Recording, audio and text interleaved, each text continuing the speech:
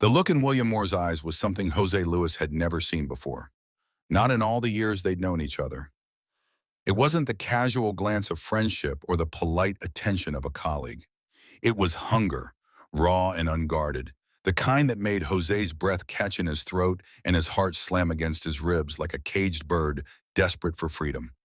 They stood there in the doorway of Jose's apartment, rain still dripping from William's dark hair, and the silence stretched between them like a bridge neither was ready to cross.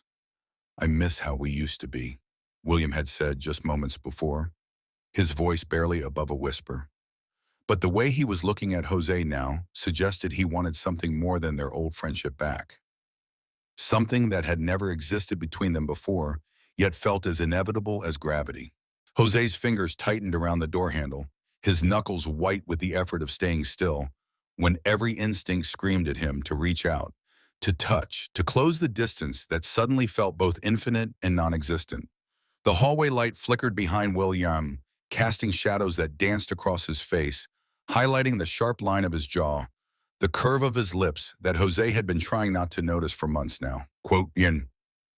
Jose managed, his voice rougher than he intended. The name felt different on his tongue now, weighted with possibilities that terrified and thrilled him in equal measure. But to understand how they arrived at this moment, standing on the precipice of something that could either destroy their friendship or transform it into something beautiful, we need to go back. Back to when Jose first realized that the ache in his chest whenever William smiled at someone else wasn't just friendship. Back to when the casual touches that had always been part of their dynamic began to feel electric. Back to 3 months ago, when everything changed. Before we see how this ends, tell us where you're watching on and hype this video in the comments. 3 months earlier, Jose had been convinced he had his life figured out. He worked as a graphic designer for a small but successful firm, lived in a decent apartment in the arts district, and had what most people would consider a solid group of friends. William Moore had been part of that group for nearly 5 years, ever since they'd met at a mutual friend's birthday party and discovered they both had an inexplicable love for obscure foreign films and terrible puns. Their friendship had always been easy, comfortable in the way that the best friendships are. They could spend hours debating the merits of different directors or sit in complete silence while working on their respective projects, William grading papers from his high school English classes while Jose sketched designs on his tablet. It was uncomplicated, or at least Jose had thought it was. The first crack in that comfortable certainty had come on a Tuesday evening in October. They'd been at their usual coffee shop, a small place with mismatched furniture and walls covered in local artwork. William had been telling him about his latest relationship drama, something about a woman named Sarah who seemed perfect on paper but left him feeling empty.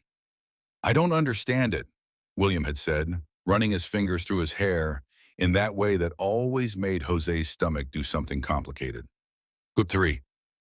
Jose had nodded sympathetically, offering the kind of supportive friend advice he'd become expert at giving. But as William talked, describing this feeling of disconnect, of playing a role that didn't quite fit, Jose found himself studying his friend's face with new intensity. The way William's eyes seemed to search for something he couldn't name. The way his hands moved restlessly, as if he were trying to grasp something just out of reach. "Maybe you just haven't found the right person yet," Jose had offered, the words tasting strange in his mouth.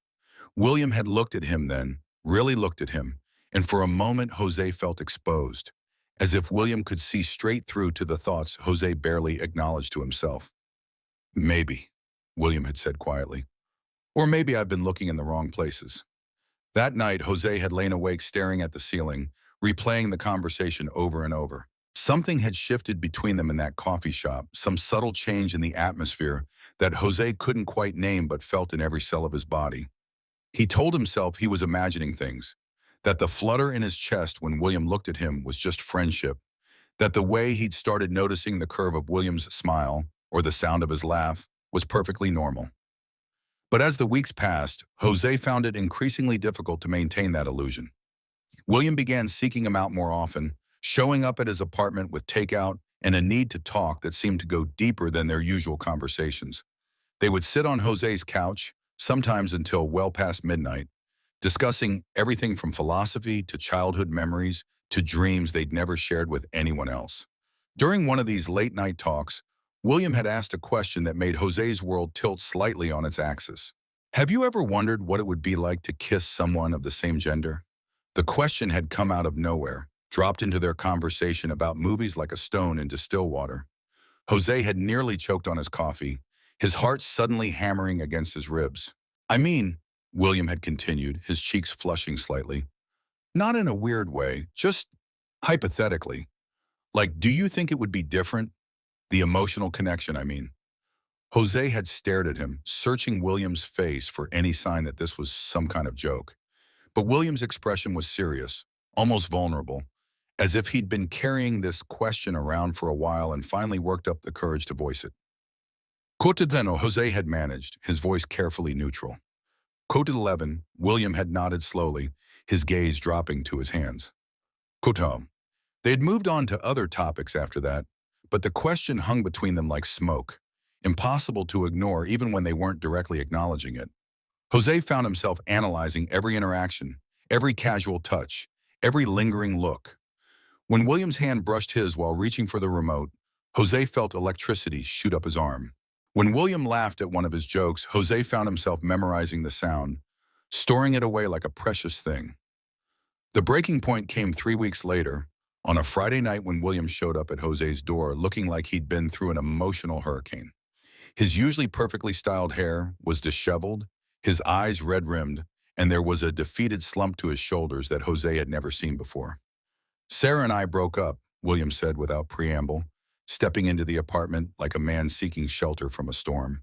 Jose closed the door behind him, his mind racing. What happened? William collapsed onto the couch, burying his face in his hands.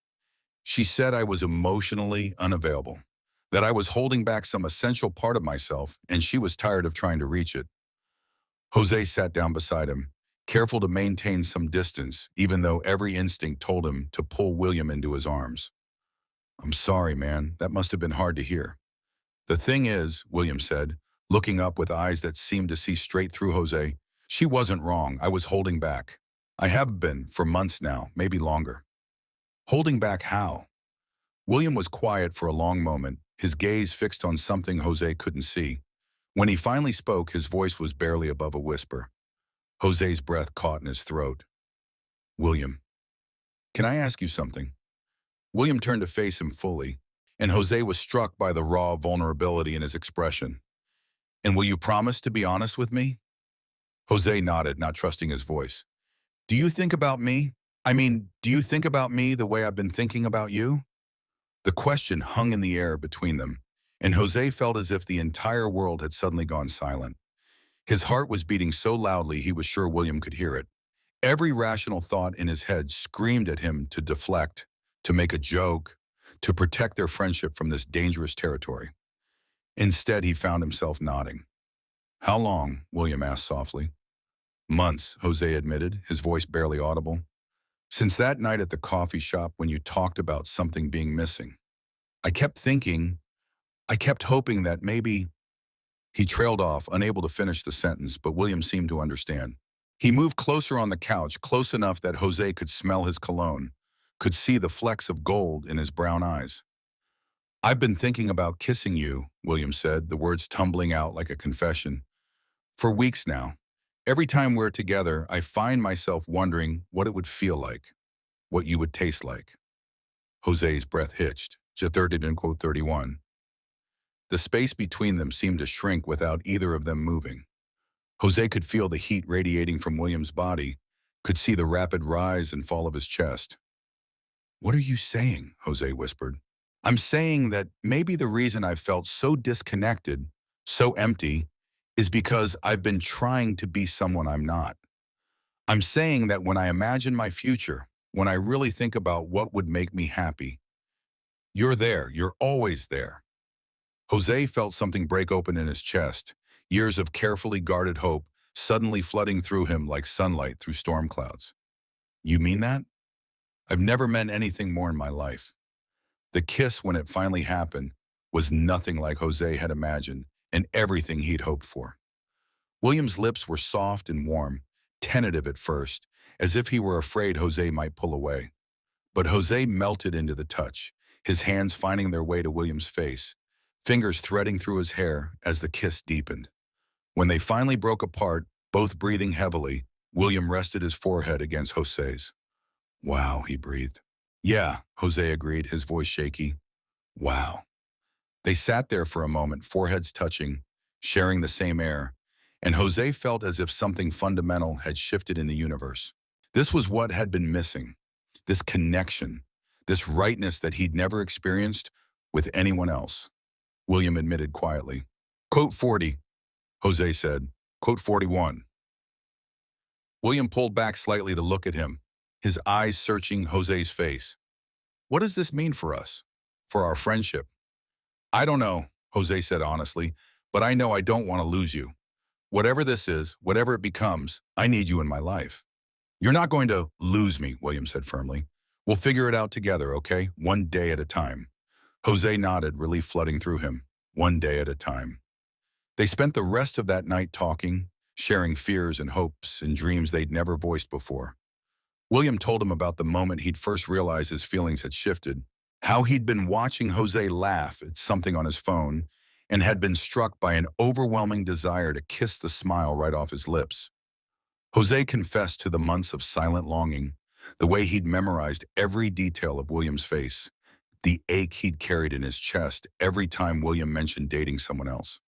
As dawn broke through the windows of Jose's apartment, they found themselves curled up together on the couch, William's head on Jose's shoulder, their fingers intertwined. It felt natural, inevitable, as if this was how they were always meant to be. William asked sleepily. Jose replied, pressing a soft kiss to the top of William's head. "You?" Only that it took us so long to get here. The next few weeks were a careful dance of discovery and adjustment. They kept their relationship quiet at first, wanting to explore this new dynamic without outside pressure or judgment. William was dealing with his own internal revelations about his sexuality, admitting to Jose that he'd always felt something was missing in his relationships with women, but had never understood what it was until now. "Dixon," William explained one evening as they walked through the park near Jose's apartment. "I kept thinking there was something wrong with me, that I wasn't capable of the kind of deep connection other people seem to have. But it wasn't that I was broken. I was just looking in the wrong direction." Jose squeezed his hand, still marveling at the fact that he could do that now, that this simple gesture of affection was no longer forbidden territory. "How do you feel about it? The realization, I mean." William was quiet for a moment, considering. "Honestly? Relieved, like a puzzle piece finally clicked into place. Scared too, because it means redefining how I see myself. But mostly relieved. They were taking things slowly, both physically and emotionally. There were stolen kisses in Jose's kitchen while coffee brewed, long conversations that stretched into the early hours of the morning, tentative explorations of boundaries and desires. Every touch felt electric, charged with the weight of years of the unspoken longing finally given voice. One evening, about a month after that first kiss, they were cooking dinner together in Jose's small kitchen when William suddenly stopped stirring the pasta sauce and turned to face him. "I love you," he said simply, as if it were the most natural thing in the world. Jose felt his heart stop and restart in the space of a heartbeat. "You love me?" "I love you," William repeated, stepping closer. "I think I have for a long time, but I was too scared or too stupid to recognize it for what it was. But I know now, and I needed you to know too." Jose set down the wooden spoon he'd been holding and reached for William, pulling him close. Quote 60. They kissed then, soft and sweet and full of promise, the pasta sauce forgotten as they held each other in the warm light of the kitchen. Jose thought about all the nights he'd stood in this same spot, alone, wondering if William could ever feel the same way. It seemed impossible that they were here now, that the dream he'd barely dared to acknowledge had somehow become reality. The first time they slept in the same bed, it was entirely innocent. William had fallen asleep on Jose's couch during a movie marathon, and Jose had been about to wake him when William stirred and looked up at him with sleepy, unfocused eyes. "Don't make me go home," William mumbled. "I'm comfortable here." Jose's heart did something complicated in his chest. Quote 63. William had followed him to the bedroom, both of them moving with careful deliberation, aware that this was another threshold they were crossing.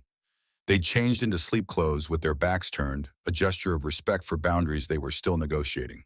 But when they finally settled under the covers, William had reached for Jose in the darkness, pulling him close with a sigh of contentment. "This feels right," William whispered against Jose's shoulder. "Who's 65?" Jose agreed, his arm tightening around William's waist. "It does." They'd awakened the next morning tangled together, sunlight streaming through the windows, and Jose had never felt more at peace. William had smiled at him, soft and sleepy and beautiful, and Jose had known with absolute certainty that this was what happiness felt like. Their friends began to notice the change in their dynamic, the way they gravitated toward each other at gatherings, the casual intimacy that had developed between them. Lewis Clark, one of their mutual friends, had cornered Jose at a party and asked point blank if something was going on between them. Jose had said, which was both completely honest and deliberately vague. Lewis had nodded knowingly. Quote 68. Quote 60. Oh, Jose had been startled by the assessment. Quote 70. Louis had laughed. Quote 71. The revelation that their feelings hadn't been as hidden as they thought was both embarrassing and oddly comforting. If their friends had seen something there, maybe this connection between them had been real all along, just waiting for the right moment to surface. William had been nervous about coming out to his family, particularly his traditional parents who had very specific expectations about his life. But when he finally worked up the courage to tell them about Jose, their reaction had been surprisingly positive. Quote 72, his father had said over the phone. Quote 73, his mother had been even more direct. Quote 74, Jose's own coming out experience had been more complicated, involving long conversations with his sister and a gradual process of telling extended family members. But having William by his side through it all made every difficult conversation bearable. "We're in this together," William reminded him after a particularly challenging phone call with a conservative uncle. "Whatever happens, we face it together." 3 months into their relationship, they decided to take a weekend trip together, their first real vacation as a couple. They chose a small cabin in the mountains, a place where they could be completely themselves without worrying about running into anyone they knew. The drive up had been filled with comfortable conversation and terrible singing along to the radio, William's hand resting on Jose's thigh as he drove. Jose marveled at how natural it all felt, how easily they'd settled into this new version of themselves. The cabin was perfect, rustic but comfortable, with a stone fireplace and large windows that looked out over the forest. They spent their days hiking and exploring, their evenings curled up by the fire, talking and kissing and simply enjoying each other's company. On their last night there, as they lay in bed listening to the rain on the roof, William had turned to face Jose in the darkness. "Thank you," he said softly. "For what?" "For being patient with me. For waiting while I figured myself out. For loving me even when I was too scared to love you back." Jose reached out to cup William's face, his thumb brushing across his cheekbone. Quote 80. Quote dun, Jose admitted. Quote orn. William kissed him then, soft and lingering, and Jose felt that same rush of gratitude and disbelief that this was his life now, that this incredible man loved him back. When they returned from their trip, something had solidified between them. They began talking about the future in concrete terms, about moving in together, about what their life might look like 5 years down the road. William started leaving clothes at Jose's apartment, toiletries in the bathroom, books on the nightstand. Jose found himself buying William's favorite coffee, keeping his preferred brand of cereal in the cupboard. The transition felt seamless, as if they were simply acknowledging something that had already happened, rather than making a deliberate change. Their friends joked that they'd basically been living together for months anyway, just with the inconvenience of William having his own apartment. "You should just make it official," Hannah Evans, one of Jose's co-workers, had said over lunch. 85. The idea was tempting, but they decided to wait until William's lease was up in a few months. It would give them time to make sure they were ready for that level of commitment, to work through any lingering issues or concerns. But as the weeks passed, Jose found himself more and more certain that this was what he wanted. William fit into his life like he'd always belonged there, bringing laughter and warmth and a sense of completeness Jose had never experienced before. They balanced each other perfectly, William's outgoing nature complementing Jose's more introverted tendencies. Jose's steady, calm grounding, William's occasional flights of enthusiasm. They had their first real fight about 6 weeks after the mountain trip, a stupid argument about whose turn it was to do the dishes that escalated into something bigger, touching on deeper fears about compatibility and commitment. Jose had stormed out of his own apartment, walking aimlessly through the neighborhood while his anger cooled into something more manageable. When he returned an hour later, he found William sitting on the couch with red eyes and a defeated expression. Quote 86. William said before Jose could speak, quote 87. Jose sat down beside him, some of the tension leaving his shoulders. Quote after the quote, William continued. Quote nons, Jose admitted. Quote no. They talked it through, addressing their fears honestly and directly. It wasn't a comfortable conversation, but it was necessary, and by the end of it, they both felt more secure in what they were building together. We're going to have more fights, William said as they got ready for bed that night. Probably, Jose agreed, but we'll work through them. That's what people do when they love each other. William smiled at him, that soft, private smile that never failed to make Jose's heart skip. Quote 96. Quote 9, they laughed, and the last of the tension from their fight dissolved completely. Jose realized that this was what real love looked like, not the perfect harmony he'd imagined, but the willingness to work through problems together, to choose each other even when things got difficult. As winter turned to spring, their relationship deepened and strengthened. They developed routines and inside jokes, learned each other's quirks and preferences. William discovered that Jose was grumpy in the mornings until he'd had at least 2 cups of coffee. Jose learned that William needed exactly 20 minutes of quiet time when he came home from work before he was ready to engage in conversation. They supported each other through professional challenges and family dramas, celebrated each other's successes, and provided comfort during setbacks. When Jose landed a major client for his design firm, William took him out for an elaborate dinner and spent the entire evening telling anyone who would listen how talented and amazing his boyfriend was. When William's beloved grandmother passed away, Jose held him while he cried and helped him write the eulogy for the funeral. The depth of their partnership sometimes surprised Jose. He'd had relationships before, but nothing that felt this solid, this permanent. With William, he could imagine growing old together, facing whatever challenges life threw at them as a team. Spring brought the decision they'd been building toward for months. William's lease was up for renewal, and instead of signing another year-long commitment to his small studio apartment, he gave his landlord notice and began the process of officially moving in with Jose. Quote 98, Jose asked as they packed up William's books one Saturday afternoon. Once you give up your own place, there's no going back to the way things were. William paused in his packing and looked at Jose seriously. Do you want to go back to the way things were? God, no, Jose said immediately. Then why would I want my own place? This is my home now, Jose. You're my home.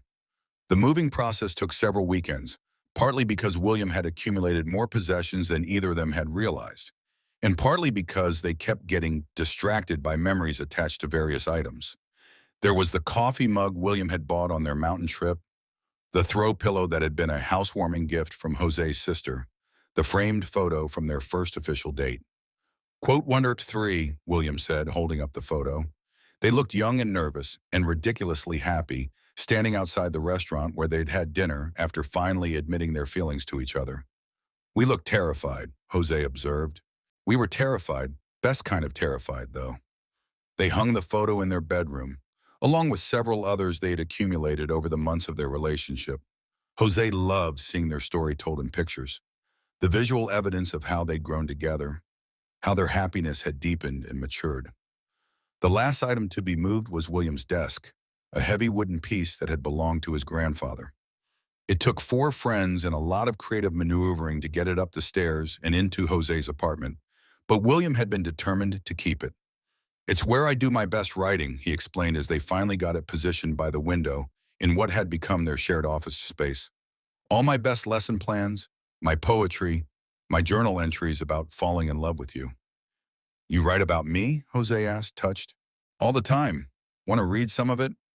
William pulled out a leather-bound journal and flipped to a page dated about a month after their first kiss. He handed it to Jose, who read silently, his eyes growing wide. The entry was beautiful and honest, detailing William's amazement at the depth of his feelings. his gratitude for Jose's patience during his period of self-discovery, his excitement about their future together. But what struck Jose most was the pure joy that radiated from every line, the sense of a man who had finally found his place in the world. "William," Jose breathed, "this is beautiful. You inspire beautiful thoughts," William said simply. That night, their first official night as Livian partners, they christened their shared space by cooking dinner together and eating it by candlelight at the small table that now held both of their laptops, both of their coffee mugs, both of their lives intertwined in ways that felt both monumental and completely natural. "To us," William said, raising his wine glass. "To us," Jose agreed, clinking his glass against William's. "Good 105. Quote once gone, quote woman, summer arrived with a heat wave that made their apartment feel like a sauna and sent them seeking refuge in air-conditioned coffee shops and movie theaters. They spent lazy Sunday mornings in bed, too hot to move, talking about everything and nothing while fans whirred overhead. It was during one of these languid conversations that William brought up a topic they'd been dancing around for weeks. "I've been thinking about telling people at work," he said, his fingers tracing patterns on Jose's bare chest. "What no one?" Jose's hand stilled in William's hair. Quote 120B, quote 121, quote 122, Jose asked. They'd discussed it before, and William had always been hesitant about being open at work, worried about potential discrimination or awkwardness with colleagues. "You did," William said simply. "Being with you, being happy like this, it's made me realize that hiding who I am isn't protecting me. It's just preventing me from living fully." Jose felt a rush of pride and love so intense it nearly overwhelmed him.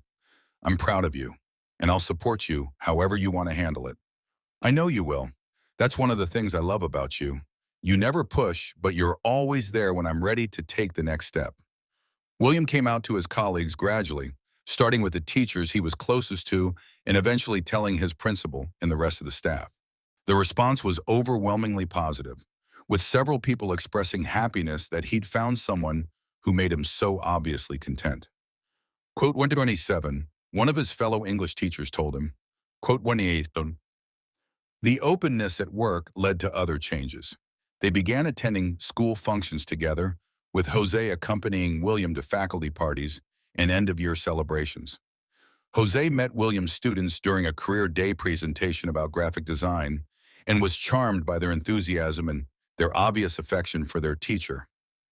"Mr. Moore talks about you all the time," one particularly bold sophomore told Jose after his presentation. "He gets this dopey smile whenever your name comes up."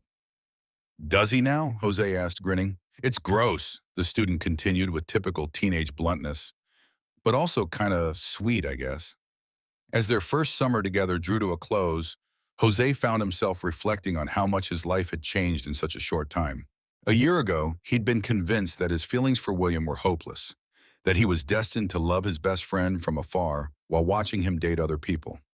Now William was asleep beside him every night, his presence so natural and essential that Jose could barely remember what it felt like to be alone. They'd settled into rhythms and routines that felt like they'd been established over years rather than months. William made coffee every morning while Jose showered. Jose cooked dinner while William graded papers.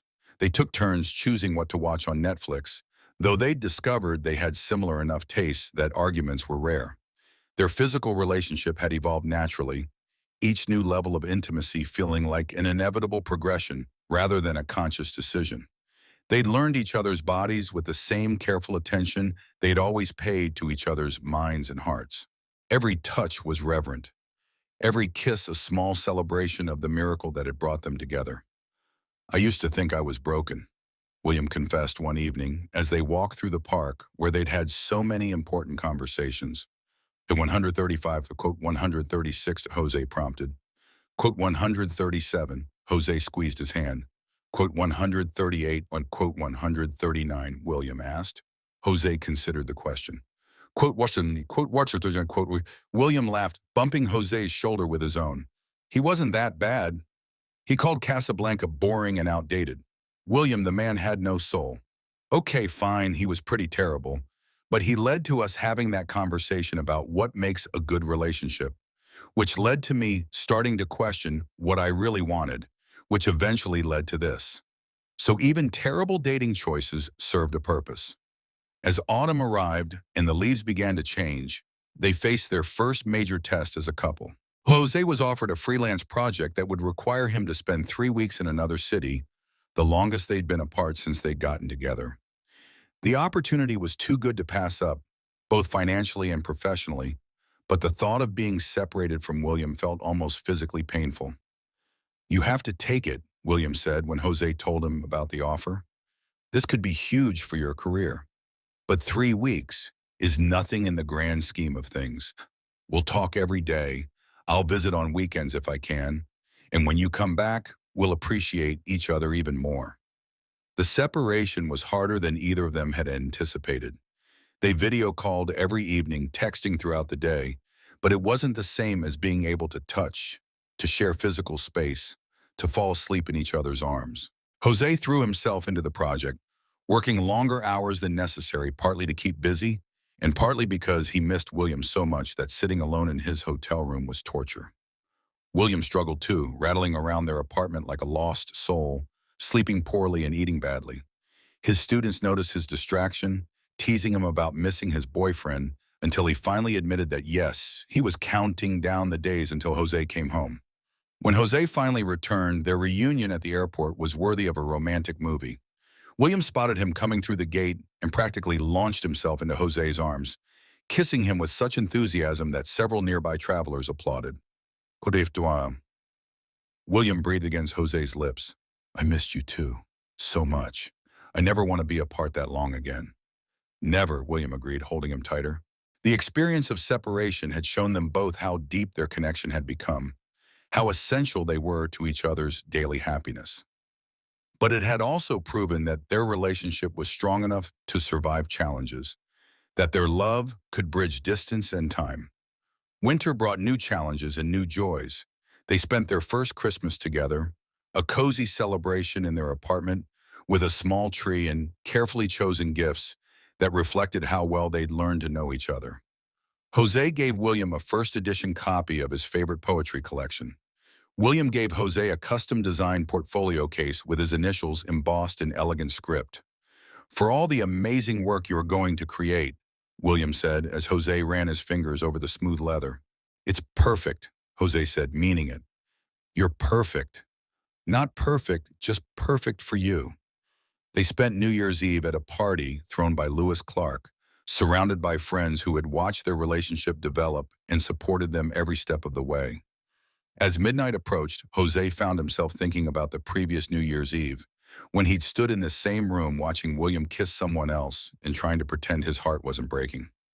"What are you thinking about?" William asked, appearing at his elbow with 2 glasses of champagne. "Last year," Jose admitted. "How different everything was." William followed his gaze to the spot where he'd been standing 12 months ago. An understanding dawned in his eyes. "Daikon, quote on and quote on," and William finished, smiling. Quote one, when the countdown began, they found themselves in the center of the room, surrounded by friends but focused entirely on each other.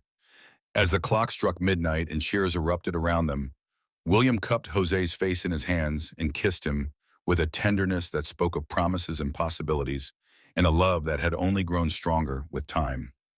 "Happy New Year," William whispered against his lips.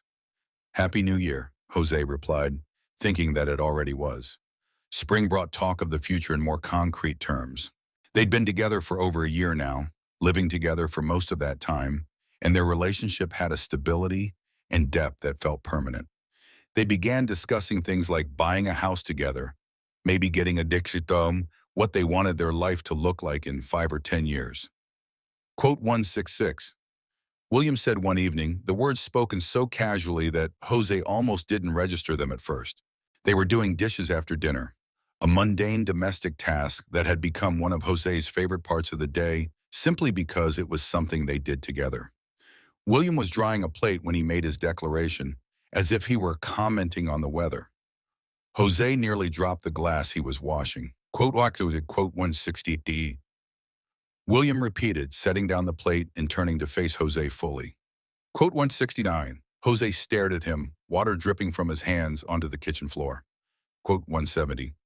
Quote 1 in, quote 1 in, Jose said quickly. Quote 1. William's face broke into a grin that could have powered the entire city. Really? Really, though I have to warn you, I'm going to want a big wedding. I want everyone to know how much I love you. I wouldn't have it any other way. They talked late into the night about their dreams for the future, making plans that felt both thrilling and completely natural. They would wait another year or two before getting engaged, giving themselves time to save money and figure out exactly what kind of wedding they wanted. In the meantime, they would start looking at houses, maybe in the suburbs where they could have a yard for the dog they both wanted. I can't believe this is my life, Jose said as they finally headed to bed, exhausted but happy. Good can't believe or bad can't believe, William the best kind of can't believe. A year and a half ago, I thought you were completely out of reach. Now you're planning our wedding. Not planning, dreaming about. There's a difference. Is there? William considered this. No, probably not. I've always been a planner. They fell asleep that night with William's arm around Jose's waist and their fingers intertwined, both of them smiling even in sleep. Summer brought Jose's 30th birthday, which William insisted on celebrating with a surprise party that brought together friends from every part of Jose's life. The planning took weeks, with William coordinating guest lists and menu options and decorations with the kind of attention to detail that made Jose fall in love with him all over again. You didn't have to do all this, Jose said as he looked around their apartment, transformed with streamers and balloons and filled with people he cared about. I wanted to, William replied. You deserve to be celebrated. Besides, I like throwing parties for you. It gives me an excuse to tell everyone how wonderful you are. The party was perfect, filled with laughter and good food and the kind of easy conversation that happens when people who genuinely care about each other gather together. Jose's sister gave a toast that made him tear up, talking about how happy she was to see him with someone who clearly adored him. Lewis Clark told embarrassing stories from Jose's college years. William's parents, who had driven in from out of state, presented Jose with a photo album they'd put together documenting his and William's relationship from the perspective of people who had watched them fall in love. Quote, William's mother told Jose as he flipped through the album, marveling at pictures he hadn't even known were being taken. Quote 27, Jose managed, his voice thick with emotion. Quote, later, after the guests had gone home and they'd finished cleaning up, Jose and William collapsed onto their couch with glasses of wine and tired but satisfied smiles. Best birthday ever, Jose declared. I'm glad you enjoyed it. I was worried it might be too much. It was perfect. You're perfect. I don't know what I did to deserve you, but I'm grateful every single day. William shifted closer, resting his head on Jose's shoulder. 192. They sat in comfortable silence for a while, both lost in their own thoughts. Jose found himself thinking about the journey that had brought them to this point, all the twists and turns and moments of uncertainty that had led to this perfect, peaceful evening. He said finally. William lifted his head to look at Jose, his eyes soft and warm. Could 196. Quote 7, Jose corrected. Quote 8, William agreed, smiling. Quote 9. As autumn approached again, marking nearly 2 years since that first conversation in the coffee shop that had started everything, they found themselves in a rhythm that felt as natural as breathing. Their love had evolved from the desperate intensity of new romance into something deeper and more sustainable, a partnership built on genuine friendship, mutual respect, and a shared vision of the future. They'd learned each other's languages of love, the small gestures and daily kindnesses that kept their connection strong. William brought Jose coffee in bed every morning, not because he had to, but because he loved seeing Jose's sleepy smile of gratitude. Jose left little notes in William's lunch bag, silly drawings or inside jokes or simple reminders that he was loved. Their physical relationship had deepened as well, moving beyond the urgent exploration of early romance into something more nuanced and generous. They'd learned to read each other's moods and needs, to offer comfort through touch, to celebrate joy through intimacy. Every kiss still felt like a small miracle, but now it was a familiar miracle, one they could count on. Quote 200. Jose asked one evening as they walked through the same park where they'd had so many important conversations. The excitement of the beginning, when everything was new and uncertain? William considered the question seriously.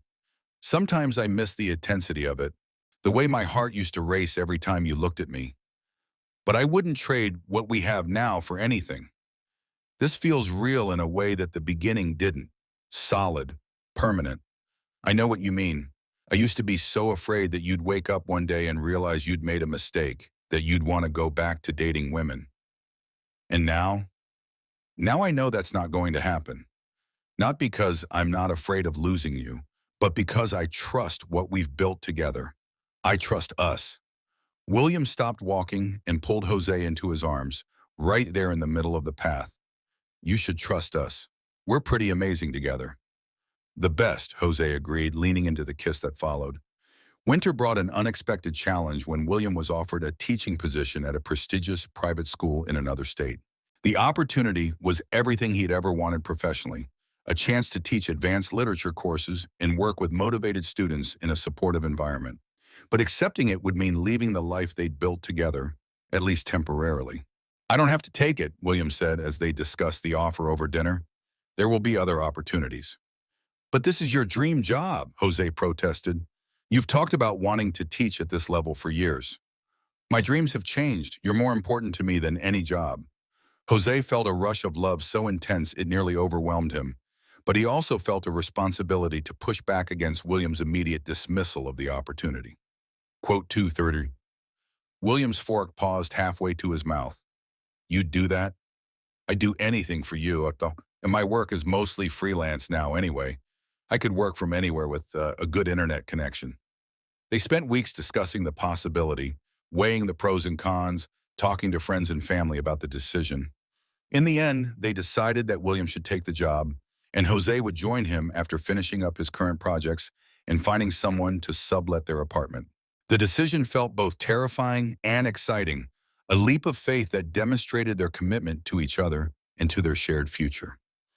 They were choosing to build their life together regardless of geography, to prioritize their relationship above comfort and familiarity. Are you sure about this? William asked as they began the process of planning the move. I've never been more sure of anything in my life, Jose replied. We're a team, remember? We figure things out together. One day at a time. One day at a time. The move happened in stages, with William leaving first to start the school year and Jose following 6 weeks later after tying up loose ends. The separation was difficult but manageable, made easier by their previous experience with time apart and their absolute certainty that it was temporary. When Jose finally arrived in their new city, William met him at the airport with flowers and a smile that could have lit up the entire terminal. Welcome home, William said, pulling him into a fierce hug. Wherever you are is home, Jose replied, meaning it completely. Their new apartment was smaller than their old one, but filled with the same warmth and love that had made their previous space feel like a sanctuary. They unpacked their belongings together, hanging familiar pictures on unfamiliar walls, arranging furniture in new configurations, slowly making the space their own. It feels right, William said as they stood in their new living room, surveying their handiwork. It does, Jose agreed. Different, but right. The move had been a test of their relationship, and they'd passed with flying colors. They'd proven to themselves and each other that their love was portable, that they could create home together anywhere and as long as they had each other. As they settled into their new life, Jose found himself reflecting on the journey that had brought them to this point. From that first moment of recognition in the coffee shop to this new adventure in a new city, every step had led them deeper into love, deeper into partnership, deeper into the kind of connection that most people only dream of finding. Do you remember that night when you first told me you'd been thinking about kissing me? Jose asked as they lay in bed in their new apartment, city lights filtering through unfamiliar windows. How could I forget? I was terrified you'd run away screaming. I was terrified you were joking, or that I was dreaming. William turned onto his side to face Jose, his expression tender in the dim light. Best decision I ever made, telling you how I felt. Second best, Jose corrected. What was the first? Deciding to act on those feelings, deciding to trust what was happening between us instead of running away from it. William reached out to cup Jose's face, his thumb brushing across his cheekbone in the gesture that had become so familiar, so precious. Now, watch him, Jose. whispered, "Kotituno, kotoa my Morrison." As they drifted off to sleep in their new home, Jose felt the same sense of rightness that had characterized their entire relationship. They had come so far from that night when William had stood in his doorway, rain-soaked and vulnerable, confessing that he missed how they used to be while looking at Jose like he wanted something entirely new. Now they knew what that something was. It was this, a love that had grown from friendship into partnership, from uncertainty into absolute trust, from hope into reality. It was the knowledge that they'd found in each other not just romance, but home. And now as Jose stood in that doorway once again, this time watching William approach through the rain with that same look in his eyes, he understood that some moments deserved to be revisited. Some feelings deserved to be acknowledged again and again. William had come to tell him something, and Jose already knew what it was because he felt it too. That what they'd built together was worth celebrating, worth protecting, worth choosing every single day. "I miss how we used to be," William said again. But this time, Jose heard the rest of the sentence, the part that William's eyes were speaking even if his voice wasn't. "But I love who we've become even more so." Jose stepped aside to let William into their home, into their life, into the future they were still writing together one day at a time. Some love stories begin with a single moment of recognition. Theirs was the kind that began again every day, with every choice to stay, to grow, to love each other through whatever came next. The rain continued to fall outside, but inside their apartment, everything was exactly as it should be.